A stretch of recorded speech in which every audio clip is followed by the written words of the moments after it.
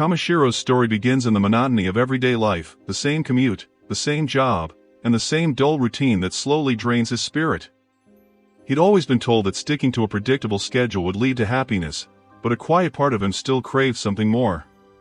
One night, as he absent-mindedly watches TV, a strange image flickers across the screen. Before he can even react, he's suddenly pulled into it, teleported to an unfamiliar place. There, he meets a mysterious man who calmly claims to be the one managing the entire solar system. Shocked, Kamishiro asks if that makes him some kind of alien, but the man simply smiles and says he's something closer to a god. With a wave of his hand, the god reveals a dying planet called Mattias, a world that fails to thrive no matter how many times it's been given a chance.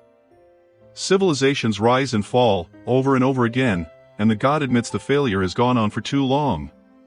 Now, he plans to try something new. He'll give the planet a single drop of water, because even one drop, he says, can create waves strong enough to change an entire world. To Kamishiro's surprise, that drop of water is him. The idea stuns him, the thought of being responsible for a planet's future feels overwhelming, but the god quickly adds that Kamishiro isn't technically alive anymore. If he refuses, his soul will simply vanish. Then, to sweeten the deal, the god offers him power as much as he wants. He starts by giving Kamishiro magic and unlimited mana, but he wants to know what Kamishiro desires most. Instantly, Kamishiro's fear turns into excitement, and he half-jokingly asks for cute companions to join him on his new adventure. To his surprise, the god chuckles and promises he'll meet them in time. More powers follow: enhanced search abilities, the skill to make money by selling materials, a magic bag to store them all, and even the knowledge to understand every language. For defense, the god blesses him with multiple resistances. Just then, Kamishiro's body starts to fade, his departure is about to begin. The god hesitates for a moment, wondering aloud if he may have given Kamishiro too much power, but it's too late now. He looks uneasy, mentioning that Kamishiro's future partner might make things complicated. Before Kamishiro can ask what that means, his vision blurs and everything goes dark. Moments later, he wakes up in a completely new world and in a completely new body. Confused and alone, he begins to wander until he stumbles upon a village. Hungry and broke, he quickly realizes he can't buy anything without money. Then it hits him, the god had boosted his search magic to help him find valuable materials. Kamishiro activates the ability, but nothing happens at first. After a few failed attempts, he figures out he's been saying the command wrong. Once he gets it right, glowing symbols appear around him, marking hidden materials nearby. Saying the word skin gives him even more details about each one. Amazed by how useful the power is, he eagerly gets to work. His very first find is a B-rank material, a great start. Most of what he gathers afterward turns out to be low grade, but he's still thrilled when he learns that everything he collects is ranked and categorized by symbols. At one point, he spots a shiny stone that looks valuable, only to discover that it's actually a piece of poop, a C-rank poop, to be exact. Disgusted yet amused, Kamishiro laughs it off, happy to at least understand how the system works. With his bag now full of materials, he rushes back to the village to sell them. The gate guard takes one look at Kamishiro's towering height and assumes he's a knight. Kamishiro quickly corrects him, explaining that he's just a material gatherer, a rare kind of worker known as a gathering specialist. Impressed, the guard introduces himself as Marlowe and explains that while they don't have a dedicated material shop, they do have a general store that might buy what Kamishiro has collected. Kamishiro heads straight to the general store, eager to see how much his first haul is worth. The shopkeeper, a cheerful older man, takes one look at the odd collection and pauses when Kamishiro proudly presents the poop. To Kamishiro's shock, the man's eyes light up like he's just seen treasure. "Incredible," he exclaims. "The feces of a hammer anteater, perfect shape, great color. Truly exquisite work." Kamishiro blinks, unsure if the guy's serious or just insane. But when the man offers him 5 gold coins for it, Kamishiro nearly laughs out loud. He has no idea how much that is, so the shopkeeper kindly explains, a night at an inn costs 500 raves, and 1 gold coin is worth 1,000. Kamishiro quickly does the math, the man's offering him the equivalent of $400 for a turd. Trying not to show his disbelief, Kamishiro accepts the offer, but instantly regrets it when the shopkeeper grabs the poop and rubs it against his cheek like it's a fine gem. Kamishiro freezes in horror. This world is definitely weird. When Kamishiro shows him the rest of his haul, the shopkeeper is stunned. "You collected all this by yourself?" he asks. Kamishiro nods modestly, saying he just enjoys traveling and gathering things along the way. Impressed by both his humility and his skill, the man makes him a proposition. There's a rare mineral called mythal or deep in the nearby mountains, and he wants Kamishiro to retrieve it. Kamishiro, always up for a challenge, agrees without hesitation. The shopkeeper happily buys the rest of his materials, handing Kamishiro 360,000 raves in total, the equivalent of nearly $25,000. Kamishiro nearly faints on the spot, clutching the coins like a man who just won the lottery. Before he leaves, the man warns him about the monsters that live in the mountain. Kamishiro, feeling confident with his new powers, assures him he'll be fine. That night, he checks into an inn to rest. A young girl brings him a small bowl of water that costs 30 raves, explaining it's for cleaning himself. Kamishiro stares at it, confused. "Wait, not for drinking?" She shakes her head. "There are no baths here, sir." When he asks if anyone uses magic for cleaning, she tells him that no sorcerers live in this town. That one word, magic, sparks an idea. After the girl leaves, Kamishiro decides to test it himself. He takes a deep breath and says, "Clean." Instantly, a soft light shimmers over his skin, washing away all the dirt and grime. He looks at his reflection, spotless. Amazed, he realizes that he can cast any kind of spell as long as he finds the right word for it. The next morning, Kamishiro sets off toward the mountains. Along the way, his search ability picks up something unusual, a spade-shaped symbol. Curious, he follows it and discovers a skeleton half buried in the dirt. His ability identifies the man's name, rank, and even the small amulet resting beside him, crafted by his mother. Inside, Kamishiro finds a letter from the man's sister, pleading with him not to overwork himself. It's heartfelt and tragic. Kamishiro quietly buries the skeleton and whispers a prayer before moving on. Later, he sets up camp, creates a barrier, and prepares a stew from herbs, meat, and seasoning he gathered along the way. When he takes his first bite, he's blown away. "Damn," he mutters, "getting isekai might not be so bad after all." Eventually, he reaches the forest of ancient dragons, a place rumored to be crawling with deadly creatures. Kamishiro lights his way with magic, using his search ability to scan for ore, but finds none. Strangely, there aren't even any animals around. "Guess I smell bad enough to scare them off," he jokes. Just as he starts to relax, the ground beneath him gives way, and he plummets off a cliff. Desperately shouting words like float and levitate, does nothing, until finally, in a moment of panic, he yells fly. Suddenly, his body jerks upward, and he's soaring. He lands gently at the bottom of the canyon, laughing in disbelief. Around him, glowing ore symbols sparkle like stars. Excited, Kamishiro gets to work collecting as much as he can. But despite all his effort, he still can't find a single trace of the legendary mythal ore he came for. Still, he grins, brushing dirt off his hands. Guess the gods wanted to make this a little interesting. He notices a faint symbol, which tells him the ore must be buried deeper within the mountain wall. So Kamishiro says, "Blaze," and launches a fireball that blasts through the rock. It works perfectly. He finally finds the mythal ore, though there isn't much of it. Suddenly, the cave starts to tremble, threatening to collapse, but Kamishiro isn't ready to leave just yet. He wants to see how much farther he can go. Venturing deeper, he comes across a strange area with water so clear it almost doesn't look real. Scanning it reveals something incredible. It's ranked SS, the most valuable thing he's discovered so far. Reading the analysis, he learns the water holds the magical essence of an ancient dragon, meaning a dragon must live nearby. Kamishiro decides not to worry about that for now and starts preparing to collect as much of the water as possible. Before dumping out the water from his container, he decides to test whether this dragon-infused water is drinkable. As he reaches out to scoop some in his hand, the water suddenly explodes upward. A massive, terrifying dragon bursts out, furious that Kamishiro ignored him. Kamishiro freezes in disbelief, yet the dragon seems equally surprised that Kamishiro is able to withstand his overwhelming pressure. Kamishiro quickly apologizes for intruding into the dragon's domain, and the dragon, intrigued by his courage, calms down. Kamishiro introduces himself and explains that he's human, though the dragon clearly doesn't believe it. He can feel an enormous flow of mana radiating from Kamishiro, so powerful it actually woke him from his slumber. Kamishiro has no idea what the dragon means, but the dragon clarifies that Kamishiro's mana is strong enough to rival his own. Introducing himself as Valdias, the ancient dragon explains that he has a request.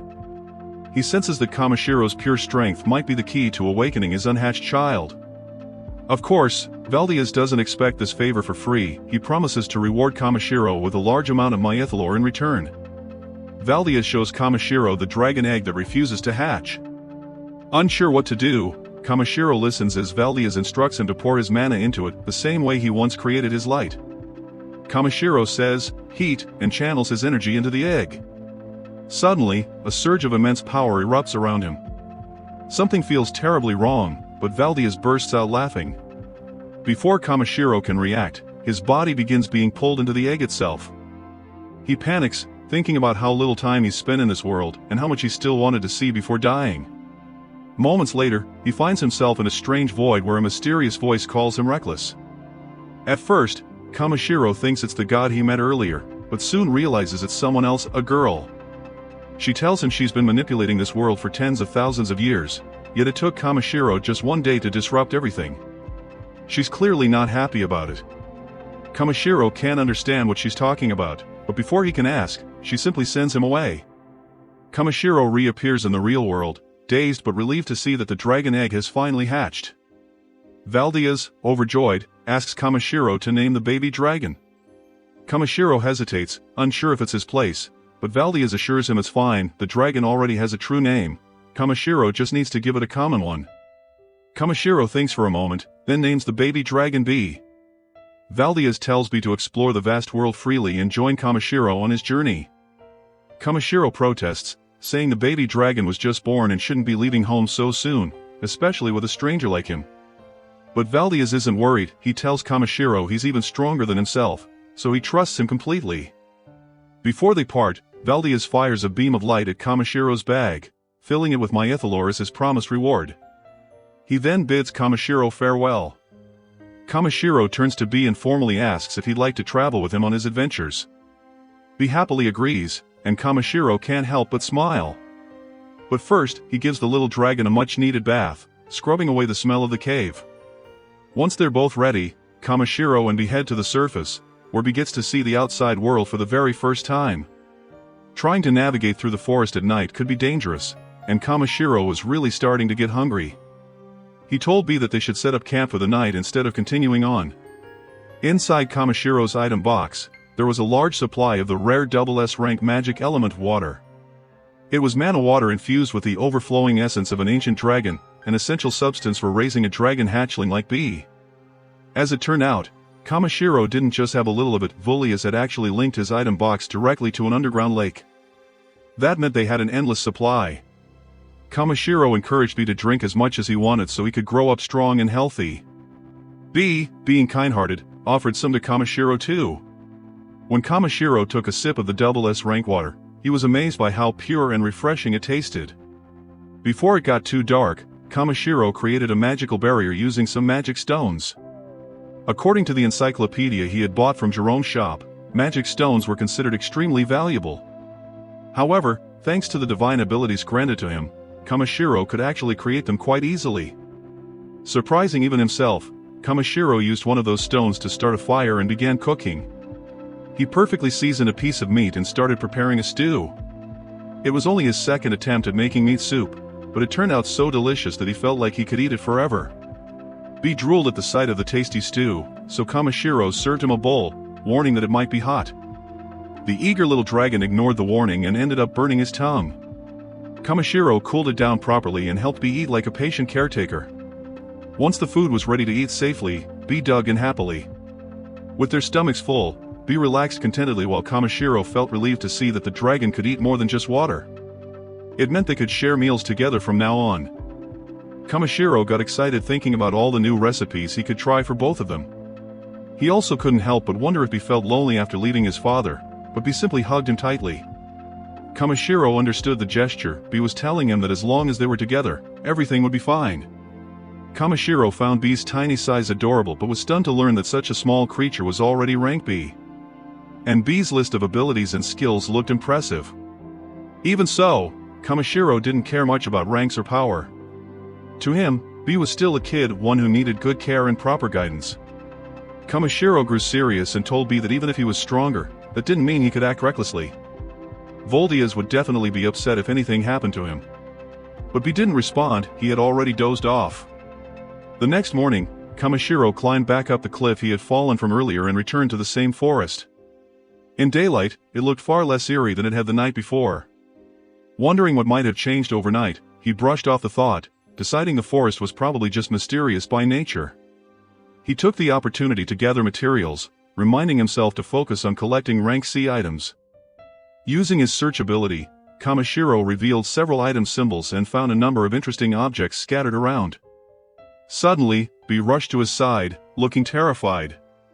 Kamishiro reactivated his search skill, this time focusing on detecting aggressive monsters. The results showed at least 7 monsters nearby, a big difference compared to before when the forest had seemed empty.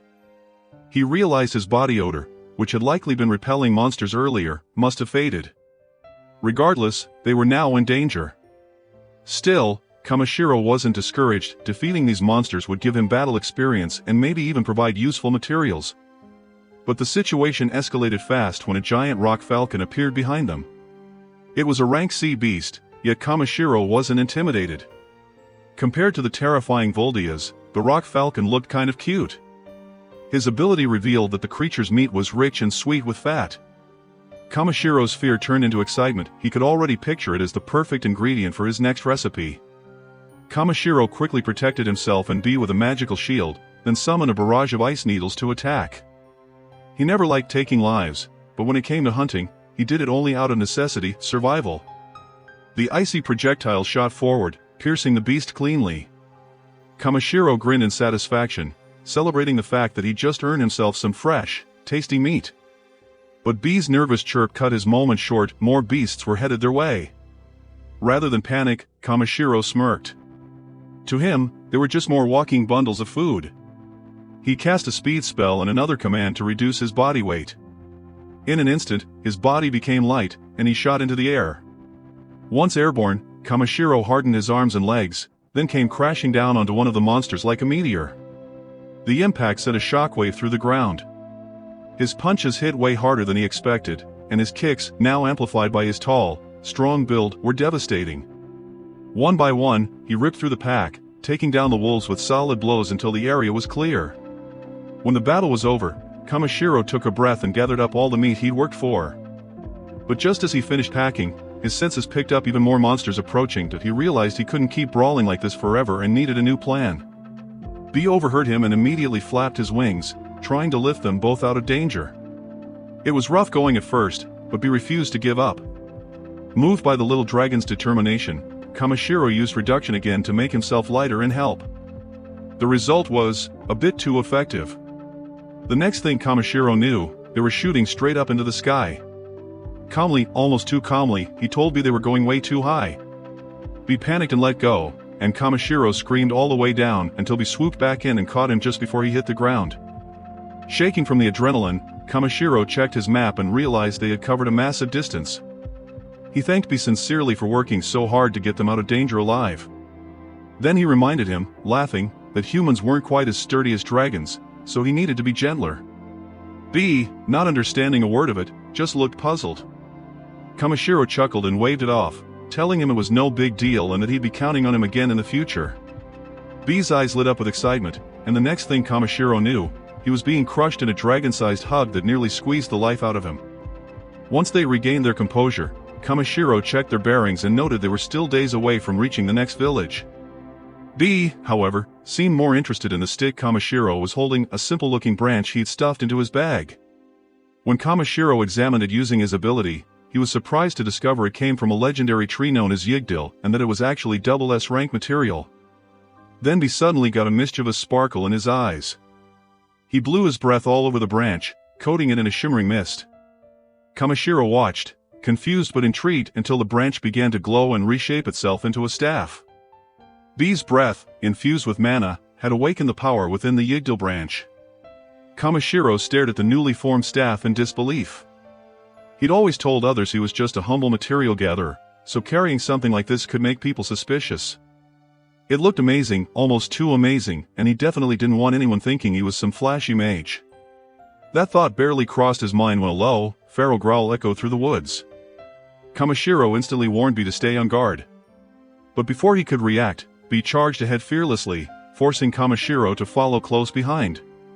When they reached the source, Kamishiro was startled to see an injured elf lying on the ground. At first, he assumed she had been attacked by a monster, but when she looked up weakly, it became clear that wasn't the case.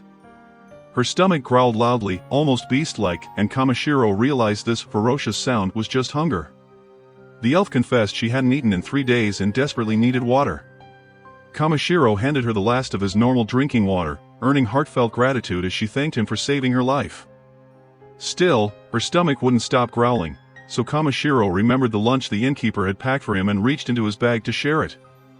The elf girl eagerly accepted Kamishiro's generous offer.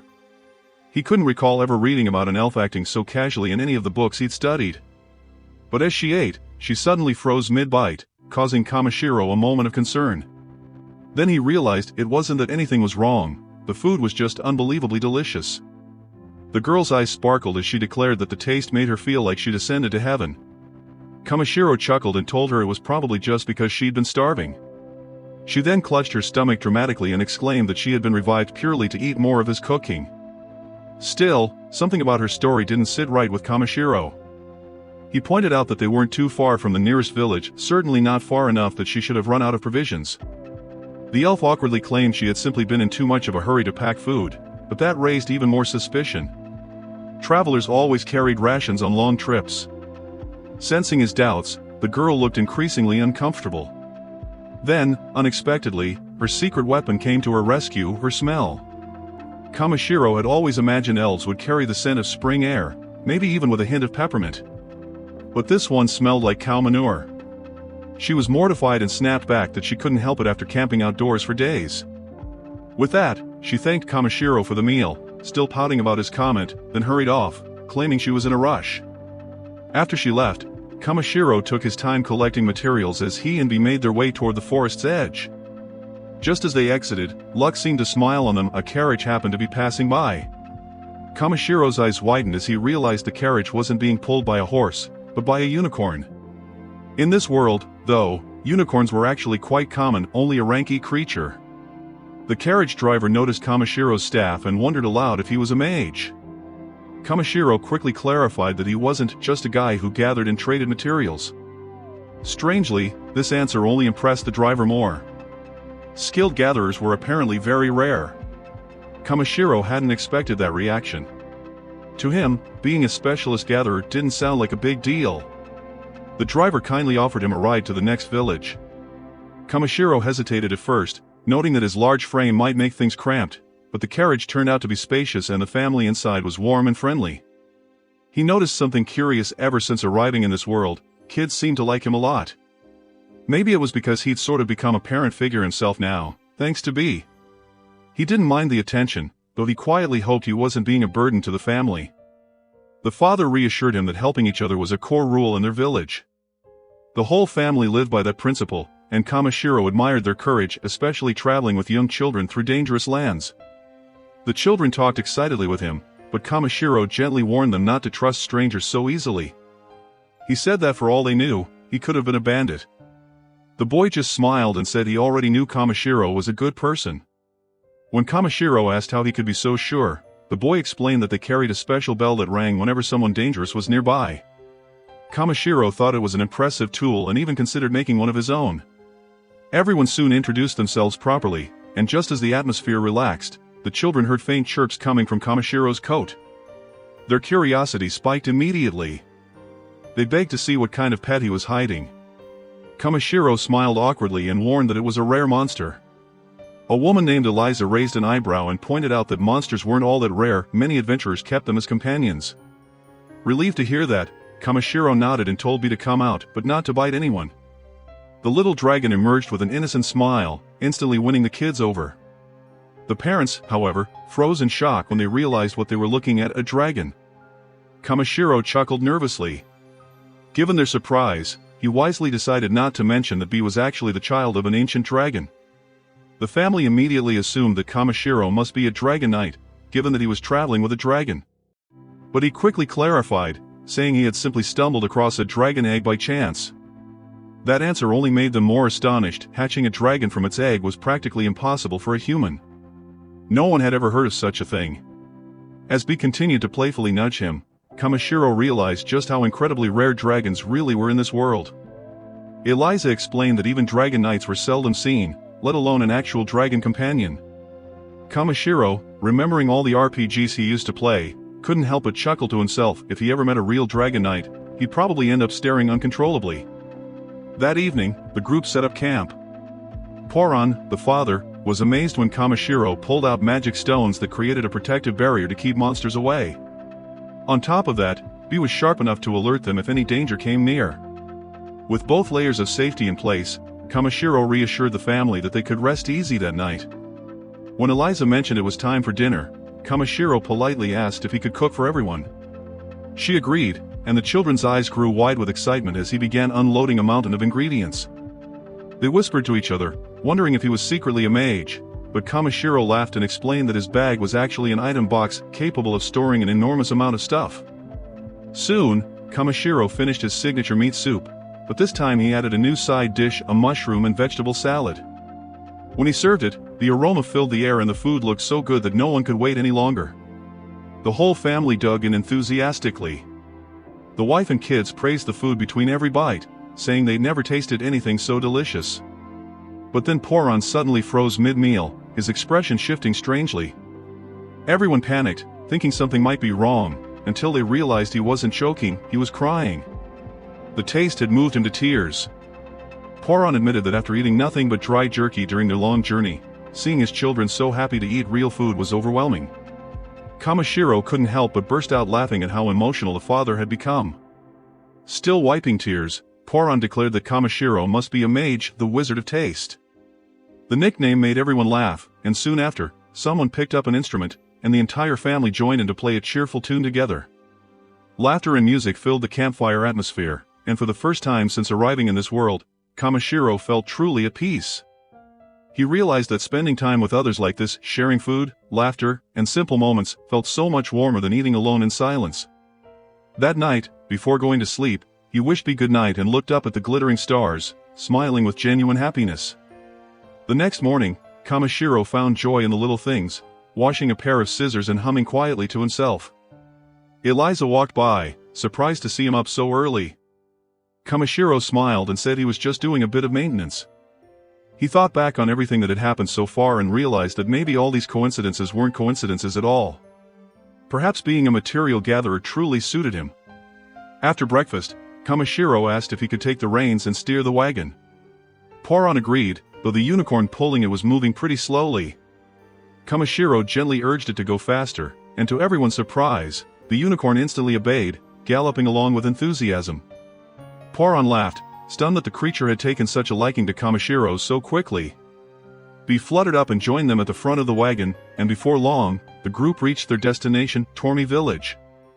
As he watched the carriage roll away, a villager approached and mentioned that Poron worked tirelessly to provide for his family, but times were tough. With hunting ban in the area, they were barely scraping by, surviving on whatever food and supplies they could gather. Kamishiro took a deep breath and looked around at the quiet village ahead.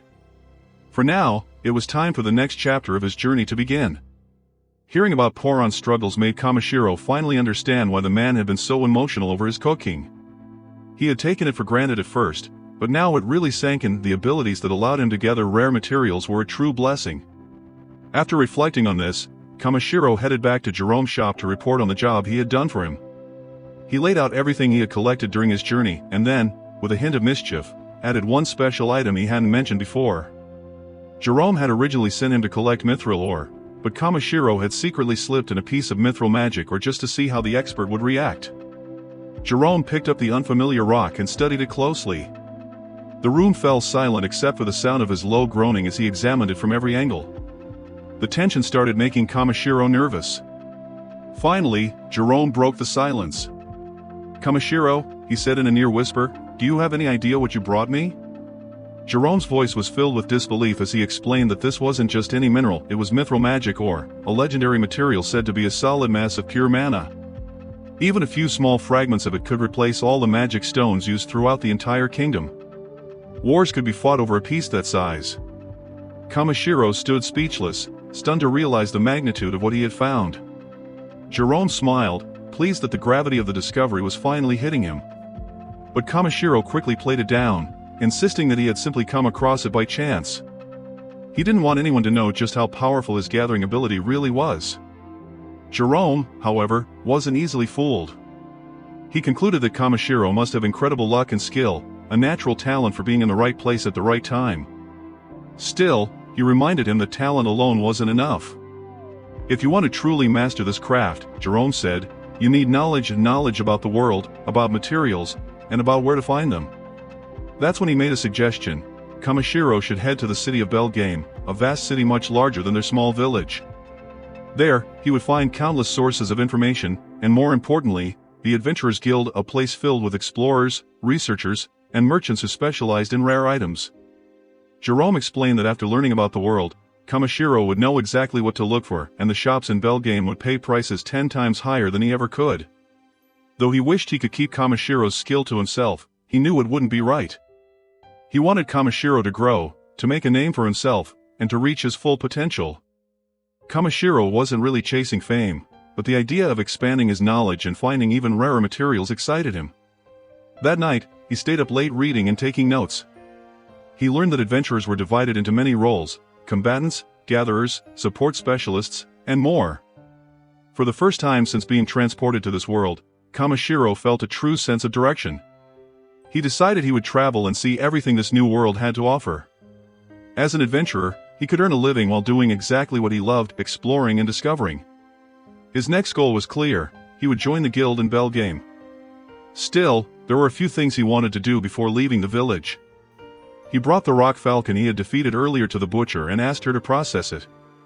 Later, he joined a small local festival, sharing food and laughter with the guard he had met when he first arrived in town. As always, he spent part of his day gathering materials, unable to shake that collector's instinct. Before he left, the butcher lady handed him a small bag of soup stock powder she had made from the falcon's bones. She thanked him for all his business but admitted she felt sad that he was leaving. Everyone in the village had grown fond of him. They wished he could stay longer. Kamishiro smiled and said honestly that he'd love to, but the world beyond was calling, full of mysteries waiting to be uncovered. The butcher didn't try to hold him back. Instead, she handed him a carefully wrapped package, a travel lunch for the long month ahead. She didn't want him to go hungry on his way to Belgaum. With that, Kamishiro packed up his belongings, ready to move forward. The road ahead would be long, but for the first time, he felt like he truly had somewhere to go and a purpose guiding him forward.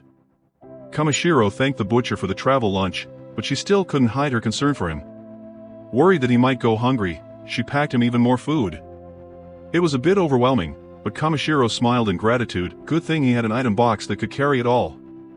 That night, as he rested under the stars, Kamishiro thought about how Jerome hadn't been able to buy the mithril magic ore.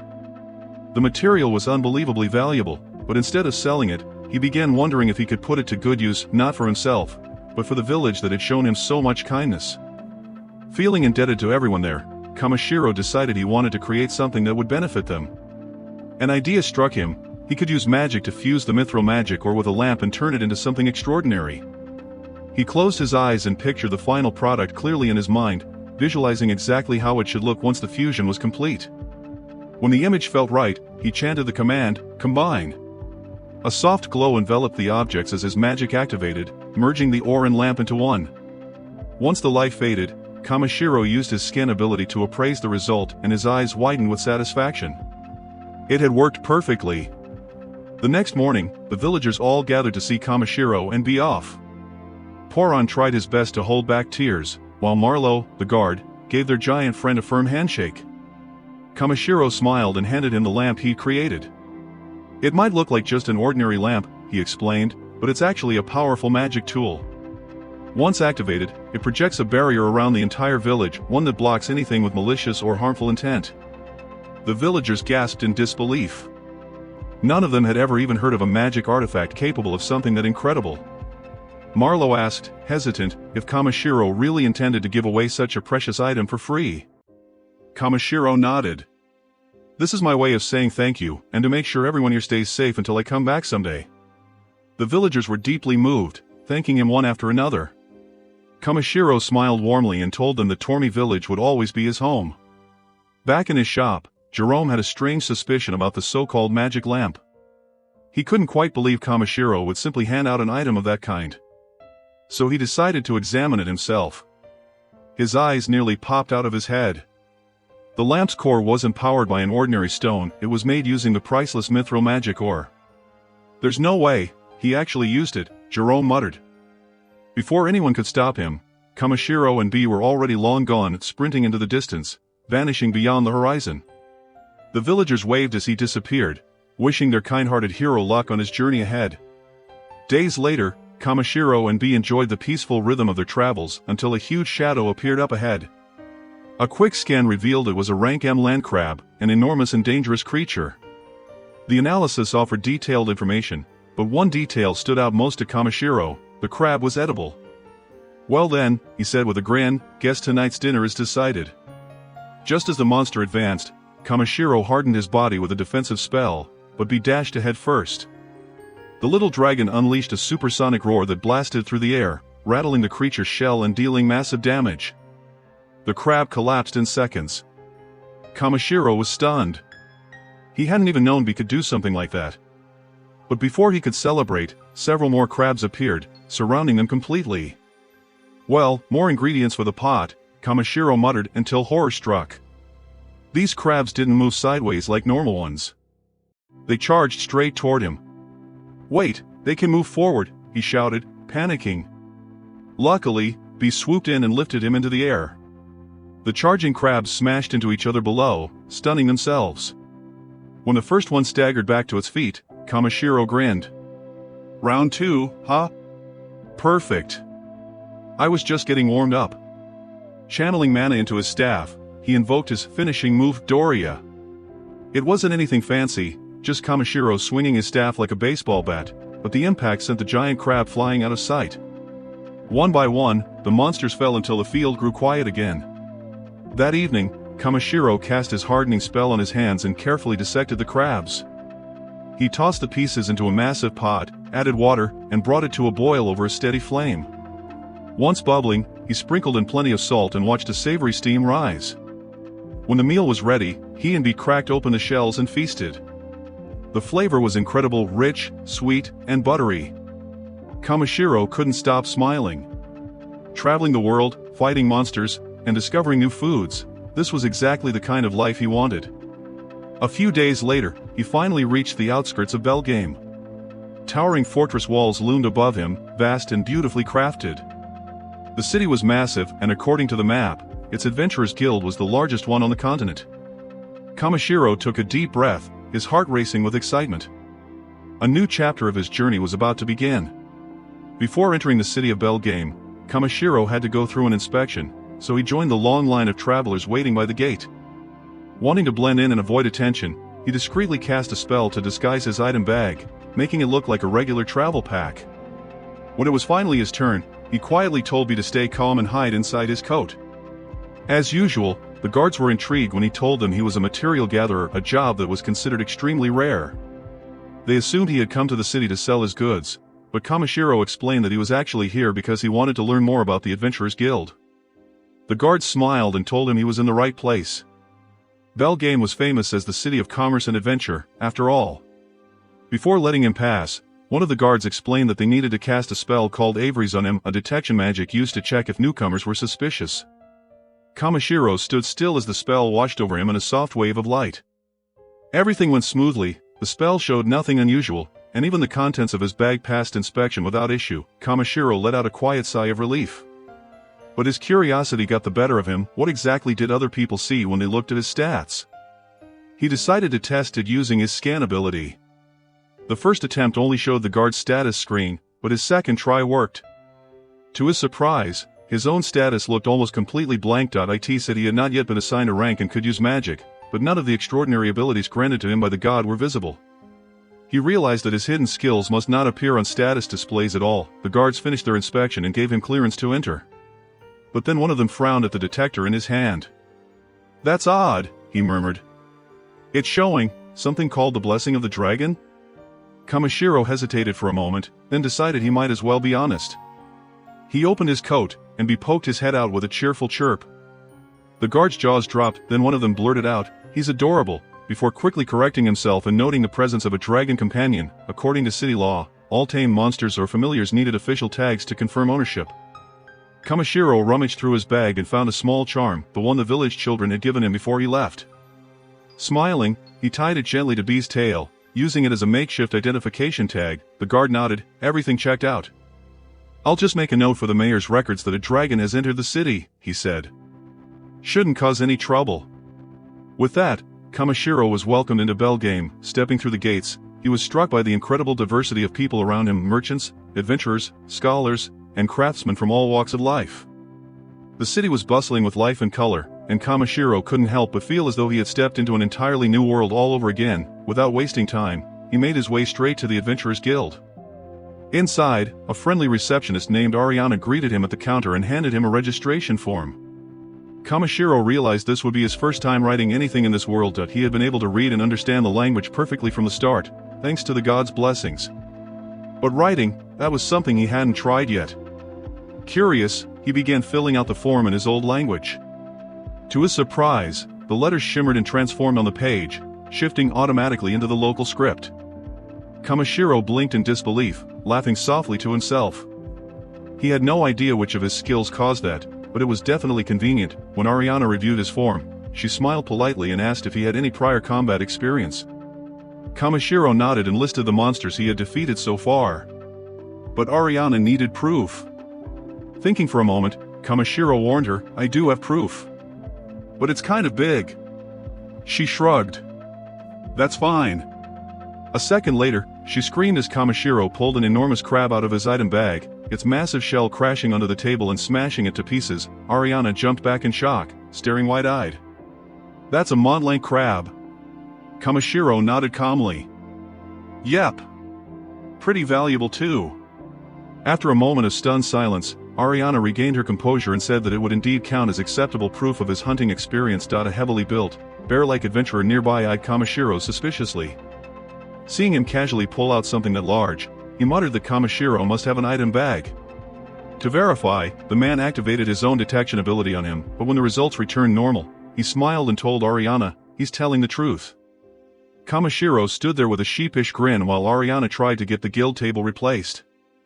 It wasn't exactly the smoothest first impression, but at least he was officially on his way to becoming an adventurer. They have nothing to worry about because his abilities show that Kamishiro is blue. Of course, Kamishiro has no clue what he's talking about. So, the bear explains that he just cast a Very on him. The bear's version of a Very is different than all the others because it allows him to read a person's nature. Blue means that the person is clean and they have no ill intentions.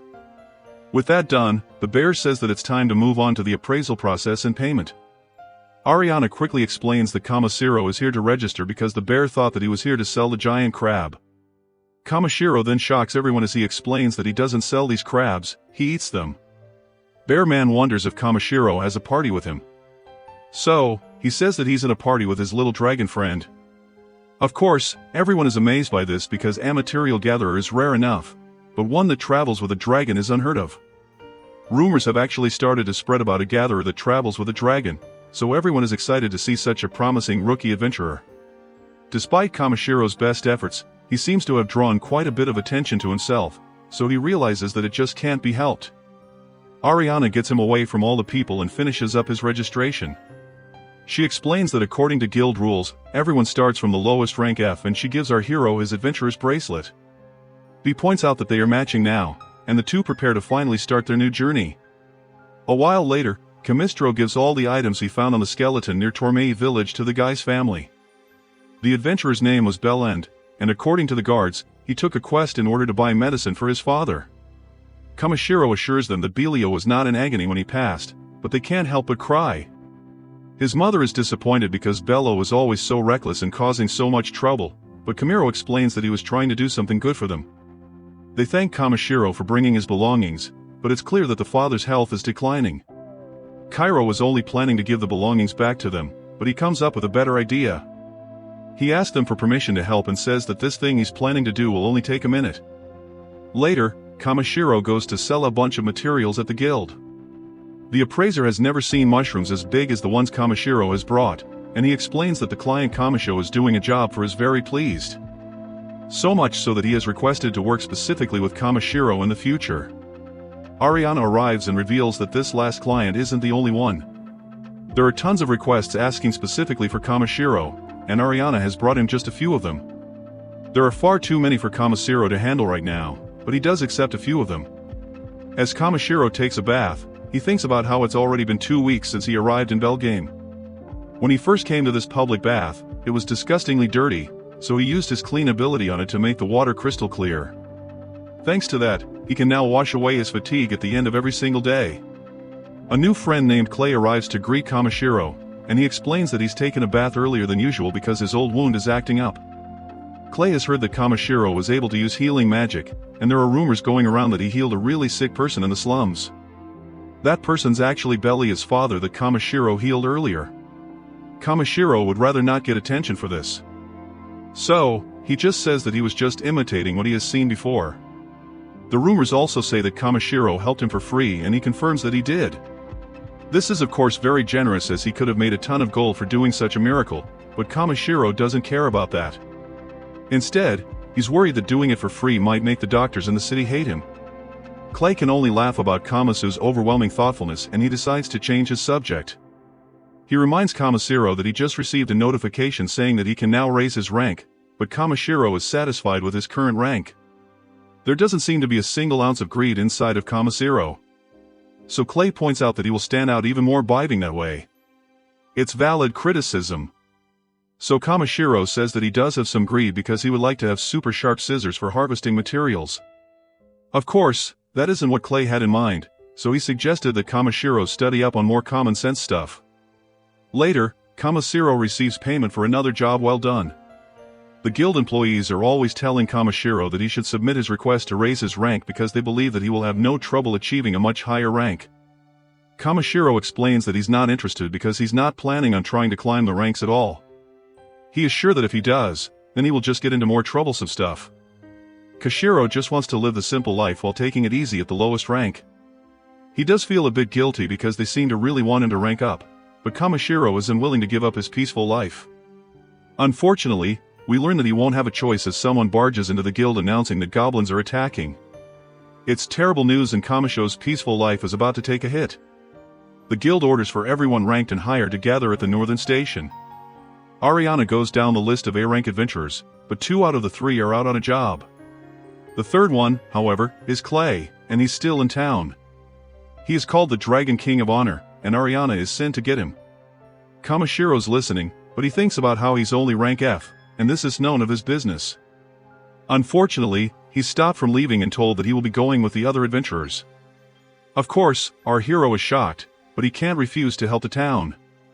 The adventurers are told that the goblins are headed straight for Belgaum, so they can't allow the goblins to cross a bridge that goes over the nearest river. The other adventurers are excited to get going, and Kamishiro can only compare them to a sports team before a match. Some jerks realize that Kamishiro is an F rank, so they tell him not to get in their way. They mock him by assuming that he'll be too afraid to do anything anyway, but the guy in charge knows better. The guild appraiser has been praising Kamishiro a lot recently, and that's really rare for him to do. This guy named Rodel tries to intimidate our hero, but he's surprised when Kamishiro seems unfazed. Despite Kamishiro's weak-looking appearance, Rodo thinks that he might be something special. Kamishiro really doesn't even want all this praise because he doesn't want to stick out. But it's too late, as Rodel seems to have taken a liking to him. Rodel is sure that Kamishiro was able to protect himself. So he declares that all that's left for him to learn is how to use his strength to protect others. Rodel is the guild master, and he leaves with some of the adventurers. A girl named Muzelli is left behind with Kamishiro. So she tells him that they need to do their best. At their base, Kamishiro must politely ask Muzelli to get off of him because she is scared of everything. First, he makes her face reality by accepting that she is scared. Next, he reminds her that she's capable of using healing magic, so she should focus all her attention on healing the wounded. No one even told her that she needed to fight anyway, so she should be safe. Lastly, he says that it's normal to be afraid on the battlefield. People are hurting each other constantly, so there's no shame in being afraid. In fact, it is that fear that pushes them forward, and they can only do what they can in order to survive. Kamishiro's leadership skills really shine in this moment as his words inspired the little mouse girl to do her best. Clay has a good laugh as he enjoyed seeing Kamishiro talk so passionately about battling. Kamishiro was sure that Clay would be on the front lines of the fight, but Clay explains that his wounds give him problems on rainy days. Kamishiro realizes that he's talking about the giant scars on his back, but Clay seems to be ashamed of them. Clay explains that people usually assume that scars across a warrior's back came from when they were running away from enemies. It's a warrior's greatest shame, but Kamishiro doesn't think that. Scars on the back could also come from protecting someone, and Clay confirms that this is what happened to him. Kamishiro points out that Clay managed to survive a terrible ordeal, which is great because he will be able to keep protecting people. Just then, the two go on alert as the sound means that something has broken through their leader formation. The enemy army will be here in no time. So Clay declares that he must go. Kamishiro reminds him that he won't be able to move freely because of his wounds, but Clay is determined to protect everyone, even if it breaks his body. Kamishiro is still concerned, but Clay rushes off to the front lines anyway. Nearby, the mice girls work hard to make sure that all the adventurers return home alive. The other mice girls are scared, but Muzelli really took Kamishiro's words to heart, and now she's the one inspiring others. She is trying so hard and Kamishiro remembers how Roto told him to learn how to protect others. Kamishiro decides that this is not the time to avoid troublesome things, so he must take action. He starts by creating a giant barrier around the entire base and he tells everyone that they will be safe. The girls wonder where he's going. So Kamishiro confidently declares that he's going to look after Clay. On the front lines, we see that the adventurers are heavily outnumbered by the giant army of goblins. Things are only getting worse and it's becoming more likely that the monsters will reach the city. Kamishiro comes out of nowhere, though, and he hardens both his arms and legs. He absolutely rocks one of the monsters, but he can't help but feel bad for hurting a humanoid, even though it's a monster. There's no time to complain though, so he tells B to take care of the enemies. He tells the adventurers to duck, so B uses some kind of thunderbolt attack to wipe out the goblins. The Avengers explain that the main group is still in trouble because a high-rank monster showed up and they got separated. The monster is a goblin sergeant and it's the reason the front line fell apart. As for Clay, he's just up ahead. Further up the mountain, we see that Clay is taking out several goblins, but his injuries cause him to fall to the ground. Clay fears that this will be how his life comes to an end, but Kamishiro arrives to rescue him. Clay warns that this is no place for someone like Kamishiro, but Kamishiro points out that he needed his help. Kamishiro wants them to fall back so they can recoup with some of the others, but there's no time. The goblin general has appeared and there's no getting away from it. The beast immediately attacks them, and even more goblins appear. Clay tells Kamishiro to run while he holds them back, but Kamishiro has a question for him instead. Kamishiro wonders if Clay's wounds are really important to him, but Clay has no clue why he would be talking about that now. Kamishiro wants to know if the scars hold important memories or if they remind him of someone important. Clay still doesn't know where he's going with this, but he explains that the scars are nothing but an annoyance. That's what Kamish was hoping, so he asked Clay if it would be okay if he removed the scars. Clay has never heard of anyone being able to do something like that, and he takes that moment to stun the enemies. Kamishiro then tosses some of his dragon water onto Clay and tries to think of a word for a spell that would be able to fully heal someone. He says the non-word Rarest, and this does the trick as Clay wounds begin to heal. It's painful for some reason however, and something strange happens. Clay ends up transforming and he could only wonder what Kamishiro did. Kamishiro innocently says that he was just trying to heal him, but something else also happened.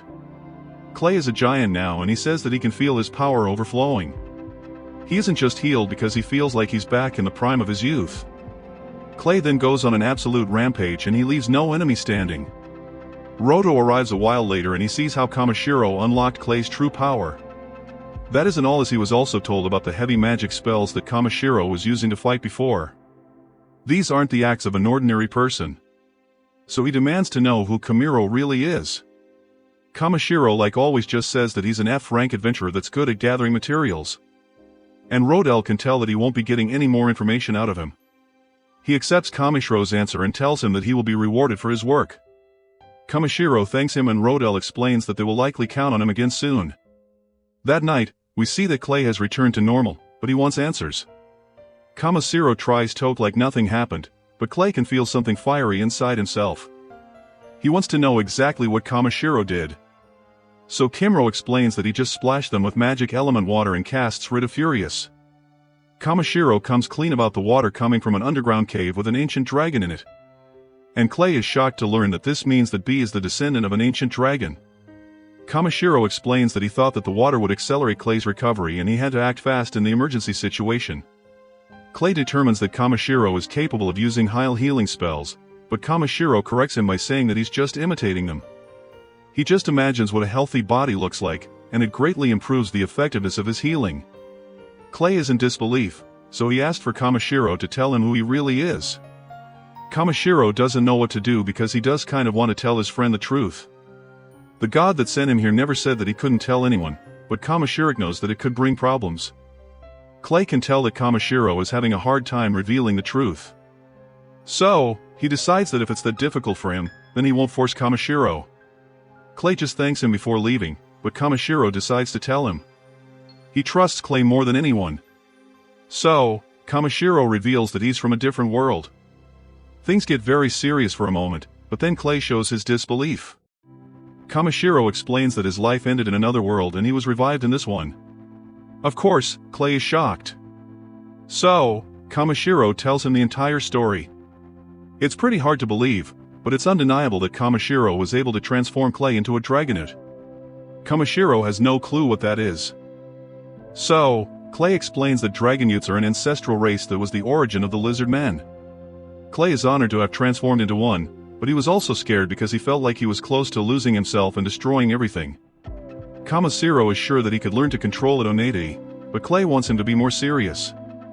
Clay has been wanting to tell Kamishiro that he behaves too casually, and it's his turn to tell Kamishiro everything he wants to say. The next day, Kamishiro goes to a weapon shop, and a girl named Ribble wonders what he would like to buy. Kamishiro just wants some new scissors for gathering materials, but she doesn't sell any of those. She formally introduces herself and is amazed to hear that Kamishiro is the gatherer that everyone is talking about in town. Him being the big shot that he is, Ribble says that she might be able to help him out. The shop owner's name is Grouse and he's a top-class blacksmith, so he might be able to make some scissors. Unfortunately, she's busy at the moment because she needs to find something for Grouse. So, Kamishiro offers to help her. Kamishiro stops to admire the forging process, and Ribble says that she too fell in love with the flames of the forge. It's her dream to one day steal Gress's forging techniques so she can forge a sword fit for a hero. Ribble takes Kashiro to meet Grouse's, and he's impressed by Kimiro's reputation, especially because he's a newcomer. Of course, our humble hero says that he just got lucky, and Ribble explains that she thinks Kamishiro can help them.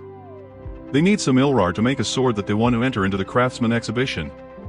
Grazes hates her idea because Eiler can only be found in the Ryu mine and that place is crazy dangerous. There is no way that some random gatherer would be able to survive there. But Ribble thinks that he's their best chance. The two get into a heated argument and Kamishiro can't believe how Ribble treats the legendary blacksmith. Grazes finally points out that the Ryu mine is especially dangerous right now because it isn't just crawling with monsters anymore. There have been rumors of demons being down there now, but Ribble already knows. The whole reason that the supply of Elder in the town is down is because something terrifying is keeping people away from the mine. Ribble failed to tell this to Kamishiro. So, Grace reminds her that a smith who can't value life has no business holding a hammer. Graz appreciates her trying to find help, but he refuses to send some young gatherer to die just because they're desperate. Ribble realizes how wrong she was, but Kamishiro has something to say. It's clear that they need this Ildra or more than anything. So, Kamishiro offers a deal to the blacksmith. If he gets the ore for them, then he would like for Graces to forge a pair of scissors for him as a reward. Graz can't believe that he still wants to go because they were just talking about how anyone that goes down there will lose their life. But Kamishiro is confident that he can handle almost anything.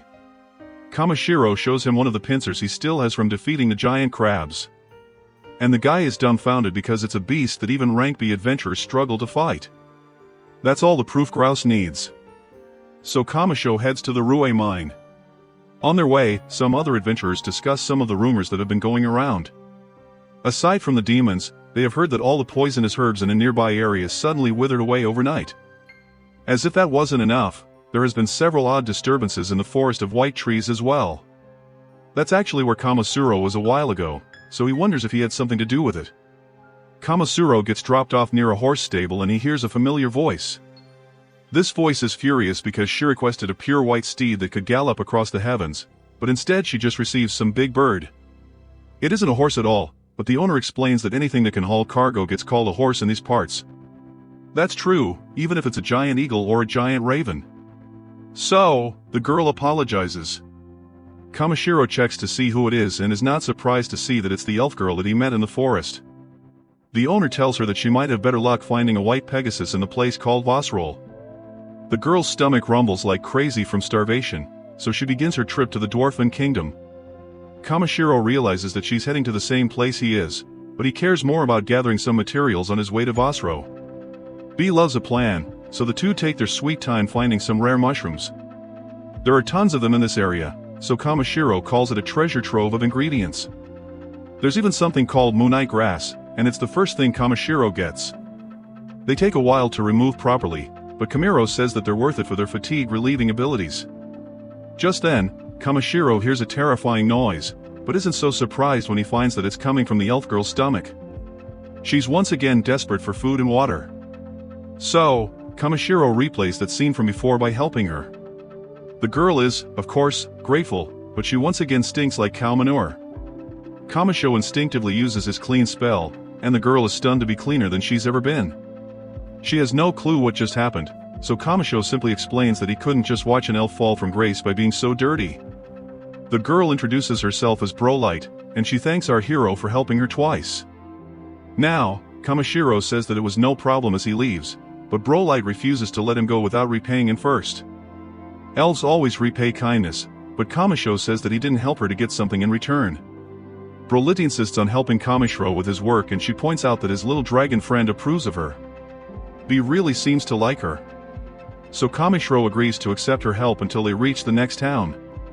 They start gathering materials and Brolight loudly announces that she found something good. She says that it's a super valuable hammer anteater poop, but it's actually just a rock. She tries again, but just ends up finding normal animal poop. Her last attempt ends up being a poisonous mushroom. So Kamishiro determines that her mental age seems to be the same as B's. Before nightfall, Kamishiro prepares to start a fire with a gem, but Brolight wants to get firewood. She says that it's important to leave traces of a campfire so that other travelers know that this spot is safe for camping. Brolight goes to search for firewood, but Kamishiro is surprised when she brings an entire log.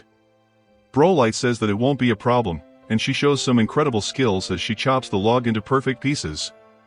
Kamishiro checks to see the level of her blades, and he's stunned when he finds that they're ranked weapons. It's his first time seeing some up close, and they're even imbued with special powers. That night, Kamishiro cooks up a delicious meal. Brolight loves the chewy texture of the dumplings, and the vegetables have an incredibly rich flavor. Kamishiro explains that he's going to a mine to search for Hydraer, and he wonders what Brolight is doing. Brolight reveals Thatch's searching for the white Pegasus of the heavens that her sister has been longing for. And she vows to not let anything get in her way. Kamishiro notices that things have taken a very serious turn, but Brolight changes the subject back to his food. This is at least the third time that she's eaten his food, so she points out that her debt to him just keeps growing. Kamishiro comes up with an idea and he says that he can just hire her as his bodyguard. Brolight is intrigued by his offer to protect him from evildoers and he points out that she could teach him other things too, like the stuff she said about the campfires. Brolight was expecting something more extreme, but she thinks it's a good idea. She believes that fate has brought them together, so she agrees to be his bodyguard. That night, Kamishiro begins to regret his decision because her snoring on top of B's already loud snoring makes sleeping impossible for him. The next morning, the exhausted Kamishiro and his party reach the river that's just before the Dwarven Kingdom. Their first stop is a restaurant where they try some Dwarven specialties. They both say that they have a friend that loves this dish. And both their friends just so happen to be lizard men. Kamishiro thinks it's an incredible coincidence, but it's clearly more than that when she says that this lizard man is known as the honorary Dragon King. They're both obviously talking about Clay, and he just so happens to be in this restaurant as well. Clay can't believe that two of his friends were friends with each other, but more importantly, he's upset about Kamishiro leaving the town without telling him. Kamishiro points out that he told the guild he was heading out, but Clay is furious because that was too vague. Kamishiro reveals that he's in the Dwarven Kingdom to search for hydra ore, but Clay points out that people with Kamishiro's rank can't even accept mining contracts in such dangerous places. Kamishiro says that it just couldn't be helped. So Clay explains just how dangerous the Ryu mine is. Clay just hopes that Kamishiro is getting a seriously big reward for his efforts, and Kamishiro assures him that he is. He reveals that Grousus is going to make him the ultimate pair of scissors, but Clay can't believe that's all he's getting. Kamishiro points out that making friends with a top-class blacksmith will be great because there are all sorts of things that Grousus can make for him. Clay can't help but wonder just how naive Kamishiro is, but Kamishiro says that scissors are more important than a sword for a gatherer like him. Kamishiro sees that Brol has finished stuffing her face, so it's time to go. But first, Clay declares that he will help Kamishiro in the mine. He was heading to the same town anyway to get his spear repaired, so it's not a big deal to him. Kamishiro is too surprised to respond, but Brolite does it for him. She welcomes Clay as another bodyguard, but he has no clue what she's talking about. Brolite explains that she has pledged her life to protecting Kamiro, and Clay actually likes the idea of being a bodyguard. These two are obviously capable fighters, but for some reason, Kamishiro just feels anxious about this whole thing. A while later, our heroes find that the line to get into the city is huge. Luckily, Clay knows one of the guards, so the guard offers to let them in. The guard explains that Vasil City began as a mining settlement built inside the great caves left by iron extractions. This place is humongous, and the guard welcomes our heroes to the Dwarven Kingdom. The underground city is breathtaking, and the guard reveals that the king has actually requested that Clay go see him. Kashiro can't believe it, and Clay says that it's a complicated relationship. There is nothing complicated about it to the guard, as he reveals that Clay was the one that saved the city from the Thunder King. Kashiro had no idea that Clay was that much of a hero, but Clay says that it's not a big deal. At the time, dwarfs were a people skilled in smithing, but they were unable to wield weapons. Because of this, they were forced to pay tribute to a ruthless demon lord. However, the moment the demon saw Clay passing through by chance, it took just one look at him and ran away. That's still pretty impressive, and the guard explains that they built a statue for Clay to commemorate that day. Clay is embarrassed to see a statue of himself, but Camriel tells him not to worry because it doesn't look that much like him. When they go to see the king, Clay immediately complains about them mocking a statue for him. It's clear that they have a good friendship, so Kamishiro formally introduces himself. The king tells him not to be so formal, and he says that he would like to know why he has come to the Dwarven Kingdom. Grastus actually gave Kamishiro a letter of introduction to give to the king, and it requests permission to enter the Ryu mine. The king explains that a few months ago that mine became a den of demons after the great tremor shook the land. The king is shocked though when Kamishiro says that he's already aware of the danger and he still wants to go. Clay assures the king that he will protect Kamishiro and explains that Brolite is a pretty formidable warrior herself. With Clay vouching for them, the king decides to trust a merry band of adventurers. They're all shocked, however, when he tasks him with uncovering the truth behind the demon disturbances inside of the Ryu mine. Clay isn't surprised, though, and proudly accepts the mission. Kamishiro reminds him that he's just looking for some ore, but it's too late as Clay has already accepted the quest. Later, the head receptionist of the city's Adventurers Guild introduces himself. His name is Zombo, and he will be guiding them through the tunnels. It's super dark in the mine, so Brolite is amazed when Kamishiro is able to create a light with magic. Kamishiro then takes one look at the map of the mine and uses a read spell on it. This allows Kamishiro to memorize it, but his party members are stunned to see that he just used 2 spells at once. Kamishiro doesn't want to make a big deal out of it though, so he just pushes forward. As soon as they enter, Kamishiro's ability instantly detects that the mineral reaction in this area is very weak. Zombo is impressed that Kamishiro was able to tell it just by looking at the walls, but they're distracted when he warns them about something approaching. Kamishiro uses search and he's surprised when he detects 2 monsters. It turns out to be 2 giant spiders, and Clay immediately takes one out. Kamishiro stuns the other one and he has Brolite finish it off with her daggers. After a short celebration, they continue their journey and Kamishiro senses that the magic concentration is getting stronger the deeper they go. Kamishiro veers away from the others, but Zombo points out that he's headed towards a dead end.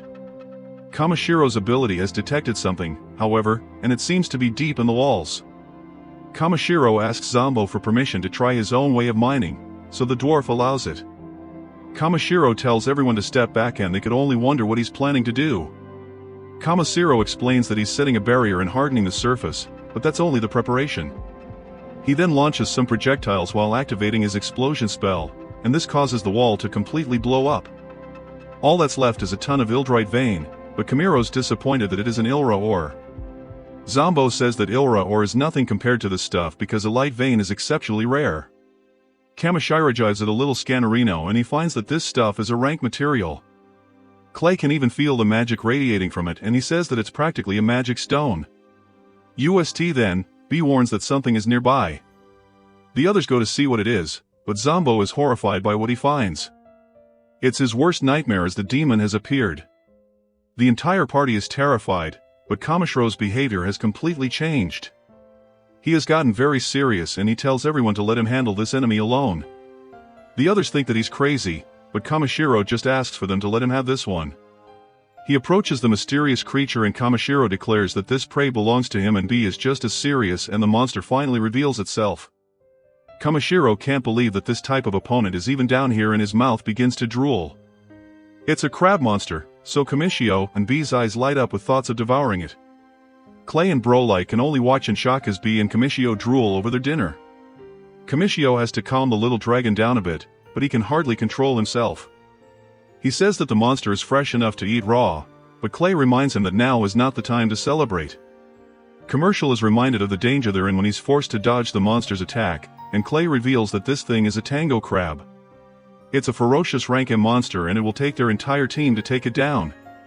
Kamishiro keeps his allies from joining the fight, however, as he thinks about how this crab is the perfect main course. He tells B to cover him, but instructs him not to use fire or lightning. Kamishiro laughs like a maniac and uses the spell's quick reduction and harden. His friends are then shocked when he charges right at the crab. B uses his sound attack to freeze the beast in place and Kamishiro lands a powerful strike right to its face. Our hero is caught off guard as the monster is much tougher than it looks and it pushes him away. B uses a freeze spell to keep it from moving again and Kamishiro scans it to find its weak point.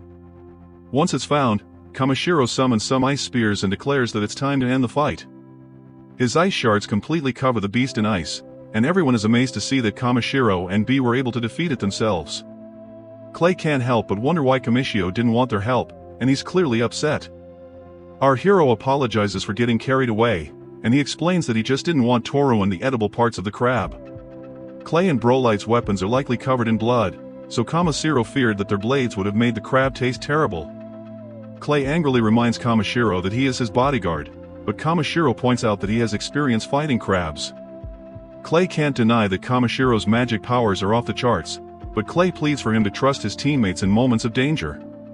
He promises that neither he or Brolite would ever ignore Kamishiro's judgment, so he should rely on them more often. Kamishiro and B apologize, but Clay says that it's okay. It's time to haul the beast away, so our heroes happily get back to work. A while later, Kamishiro says that they have pretty much mined out everything in this area, but he's still picking up strong readings up ahead. If they dig even deeper, then there's a good chance that they will hit an even larger amount of what they're looking for. Kamishiro just keeps impressing Zombo because first he took down the demon and then he found an entire mineral deposit just for them. Tears pour out of his face as he gets emotional and he thanks Kamishiro for helping the dwarf so much. Just then, Kamishiro comes to a realization. There have been several distortions across the land like earthquakes and monsters being awakened by magical essence. This all started to happen after he helped the ancient dragon and Kamishiro realizes that his actions had a bigger impact than he thought. This makes sense as he remembers that the god told Kamishiro that he would be a single drop of water that's ripples would change the entire world. Kamishiro wasn't really doing it on purpose, but he now thinks that he may be changing the world bit by bit. If that's the case, Kamishiro just hopes that it's a positive change for everyone that he has met along the way. Back at the kingdom, Kamishiro explains that their mission is complete and the demon is gone. The king can hardly believe it, so Zemu confirms that he saw it with his own eyes. It's even hard for him to believe, but he made sure not to blink a single time so he could see it all. Zambu insists for Kamishiro to show the king the demon, so our hero brings it out. The massive demon shakes the ground, and the king watches in awe. It has a dreadful presence, and the king compliments our hero for defeating the terrifying creature. The king wants to give him a huge reward. So, Kamishiro requests that his reward be the demon itself. Besides the demon, Bralette is delighted after they also receive 3 million rave each. Kamishiro isn't thinking about the money, however, as he's just imagining the sashimi that they will be feasting on. The others can only wonder what he's thinking about, and Kamishiro says that the crab's hard shell could make a great material for harvesting scissors. Today was a great day, so he says that they have so much to look forward to.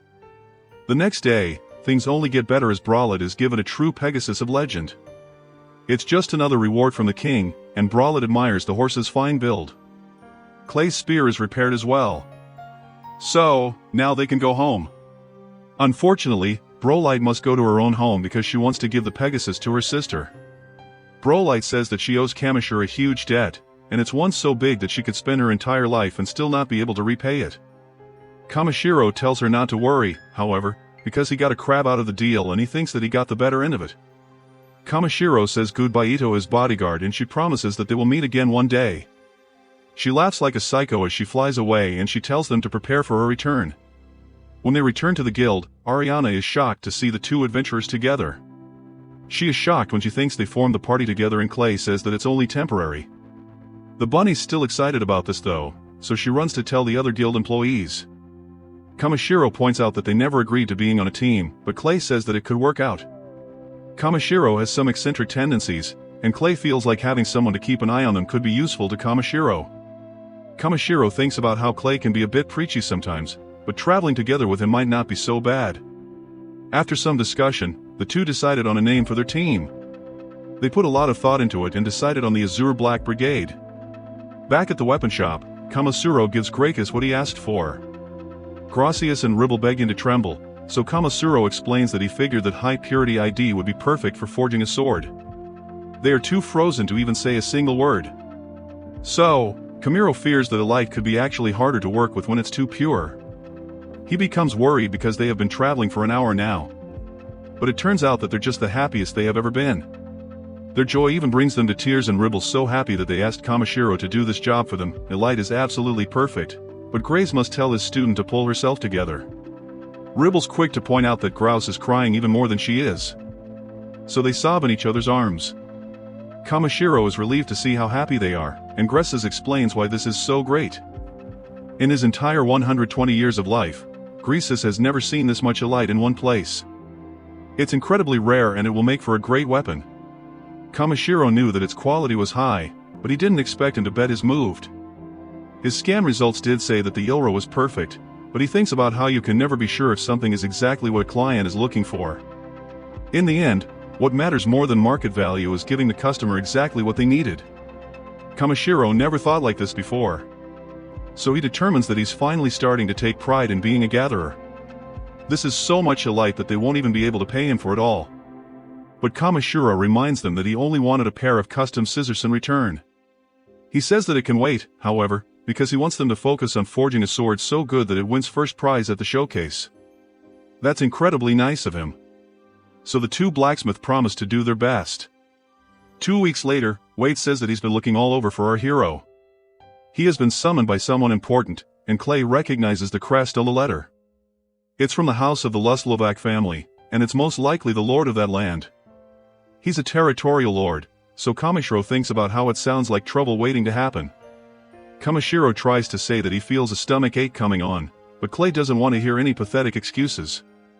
Wee tells our hero not to worry because Lord Belmonte is not the unpleasant type of noble. Kamishiro reads the letter and Clay notices that his name is listed next to Kamishiro's. Wade explains that the Lord heard that the two of them formed a team, so he decided to summon their brigade. The letter mentions something about bestowing honors to them, but Kamishiro predicts that there's something else going on. Clay wonders if he heard about Kamishiro's dragon, and Kamishiro is terrified by the thought of the Lord trying to take me away from him. Luckily, the Lord isn't that kind of guy, and Wade points out that he doesn't have that kind of authority anyway. Clay says that even if he did try to take me away, he would be right by Kamishiro's side when they walked away from the kingdom. Kamishiro thinks that being summoned is a great thing because they can go to the coast and get some more sashimi. Wade can't believe Kamishiro and B because the two of them are always getting excited about monster meat cuisine. On their way to meet the Lord, Kamishiro notices that they're getting a lot of attention. This is only natural as Clay explains that being summoned to a lord's manor is every adventurer's dream. Kamishiro doesn't understand why. So Clay explains that everything will change for an adventurer if the Lord decides to back them. Even the worst adventurers gain credibility when a noble gives them their blessing. They enter the noble's estate and Kamishiro can't believe how huge it is. The castle itself is even more amazing and the butler named Raymond guides them inside. Kamishiro is then amazed by the maids because not a single one of their steps are out of sync when they bow down to greet him. Just then, some little kid runs up to them and immediately takes notice of the dragon. This annoying girl says that she expected a bit more intelligence in its eyes, but deems him to be acceptable. She doesn't waste any time as she declares that the dragon belongs to her now and she demands that Kamishiro hand him over. Our heroes are shocked for a moment, but Kamishiro quickly refuses. This girl has never heard the word no before, so she doesn't understand, and she explains her reasoning. She says that dragons are noble creatures, so only a noble is fit to own one. Clay recognizes her as Lady Rarest, and Kamishiro checks her stats. She is an unreasonable kid. So, Commissioner wonders how he will handle this situation. He tries by asking her why she believes she's entitled to his dragon, and her answer is simple. Someone named Bernard told her that an adventurer was traveling with a dragon, and she just knew that she had to have it. He also told her that when dealing with ignorant adventurers, she must stand firm and act with dignity to make them obey her. Kamishiro concludes that Bernard is behind all this, but he then realizes that he has no clue who Bernard is. Kamishiro simply tells her that B is part of his family, so he can't hand him over to anyone. B politely says hi to her after she says his name, and she's delighted that he responded to her. She can tell how nice they both are, and she's now embarrassed for speaking to them so cruelly. She never even considered how strong their bond would be, so she apologizes for trying to break them apart. Rarest is elated when B forgives her and she hugs the life out of him. Kamishiro wonders why she wants a dragon so badly. So Rarest explains that she wanted to show it to her mother.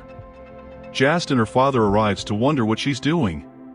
Kamishiro is stunned because this guy is super young and he's the lord of this entire land. His name is Belmont and he's pleased to finally meet the gatherer that he has been hearing so much about. Belmont apologizes for his daughter's behavior, but Kamishiro tells him not to worry about it. Belmont gets right to business and reveals that there's only one reason why he summoned them. Clay has a feeling that he knows what this is about, and Belmont confirms that it's about his wife, Militaria. She has been bedridden for nearly a half year now, and the doctors can't do anything to help her. Belmont has heard rumors about Kamishiro, specifically one instance, about a family that he helped. The rumors say that a frail man in the Boso district suddenly regained his health in one day thanks to Kamishiro's handiwork. Belmont now pleads for Kamishiro to use his remarkable power and he begs for him to save his wife. Kamishiro thinks about how he tried to heal Clay, but he also ended up forcing him to evolve. He fears that if he messes up the balance again, there's no telling what could happen. When Kamishiro doesn't respond, but man reveals that his daughter wanted a dragon because of her mother.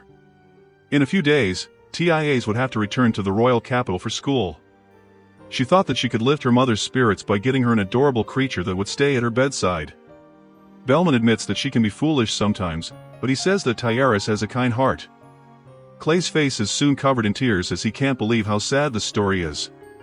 Kamishiro wishes that his friend wouldn't stare at him with tears in his eyes because he's guilting him into saying yes. B is in tears as well, but Kamishiro must think of all the consequences.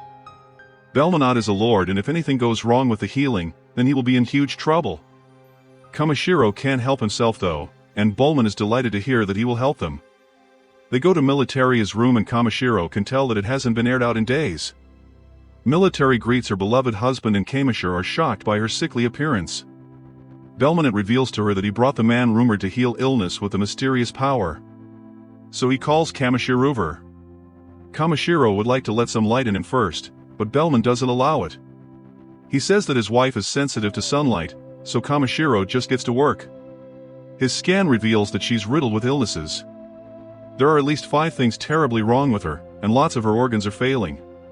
Kamishiro can more or less tell what's wrong with her, so Belmont desperately wants to know if Kamishiro can cure her. Kamishiro is confident that he can treat her symptoms like sensitivity to light, joint pain, and the dizziness. The other stuff like that won't be a problem, but Kamishiro thinks about how there are worse things wrong with her. Some of the things like ivor poisoning he has never even heard of, but he believes that carrying the things he can should help a little. Clay can tell that Kamishiro is worried, so Kamishiro explains that it all comes down to trust. He points out that he's just an unknown adventurer. So he asks Bellman if he will really place his wife's life in his hands. Militarius will do as her husband decides, and she explains that she's not expecting a miracle.